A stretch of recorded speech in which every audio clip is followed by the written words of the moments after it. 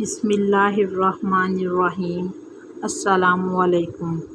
صحابہ آپس میں بڑے خوبصورت مذاق کیا کرتے تھے۔ یہاں چند ایک واقعات بیان کرتی ہوں۔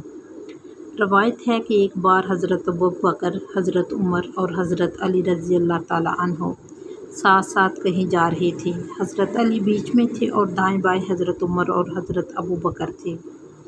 ان دونوں صحابہ کرام کے قد اونچے تھے، جبکہ حضرت علی کا قد نسبتاً نیچا تھا۔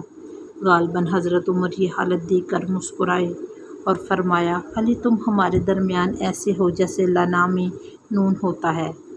حضرت علی نے مسکرا کر برجستہ جواب دیا کہ میں ہٹ جاؤں تو لا رہ جائے گا۔ لا کا مطلب عربی میں نہیں یا کچھ نہیں ہے۔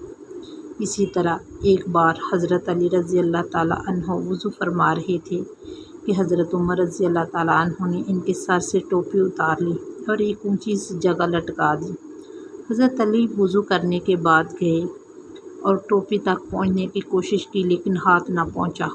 مسکرائے اور انتظار کرنے لگے۔ جب حضرت عمر رضی اللہ تعالیٰ عنہ وضو فرمانے لگے تو آپ نے ان کے سر سے ٹوپی اتار لی۔ وہیں کسی درخت کا ایک بھاری تنا پڑا تھا۔ آپ نے وہ تنا اٹھا کر اس کے نیچے ٹوپی رکھ دی۔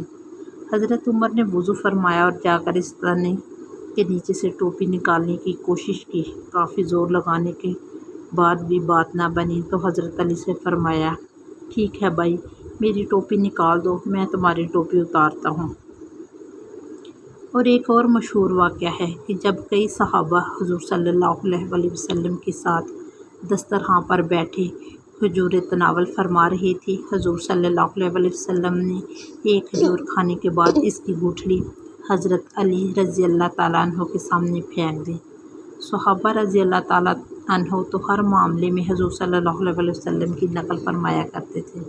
بس پھر کیا تھا، ہر صحابی نے یہی کرنا شروع کر دیا۔ تھوڑی ہی دیر میں حضرت علی کے سامنے گٹھلیوں کا انبار لگ گیا۔ جب کھجوریں ختم ہوئی تو کئی صحابی نے مزاحاً حضرت علی سے فرمایا، علی لگتا ہے تم کو زیادہ ہی بھوک لگی تھی۔ حضرت علی نے اپنے سامنے گٹھلیوں کا انبار دیکھا تو معاملہ سمجھ گئے۔ مسکرا کر فرمایا، میری نسبت شاید آپ لوگوں کو زیادہ بھوک لگی تھی کیونکہ میں تو گٹھلیاں چھوڑ گیا، آپ تو شاید گٹھلیاں سمیت ہی کھجوریں کھا گئے۔ اگر ویڈیو پسند آئے تو اس کو لائک اور شیئر کیجیے گا۔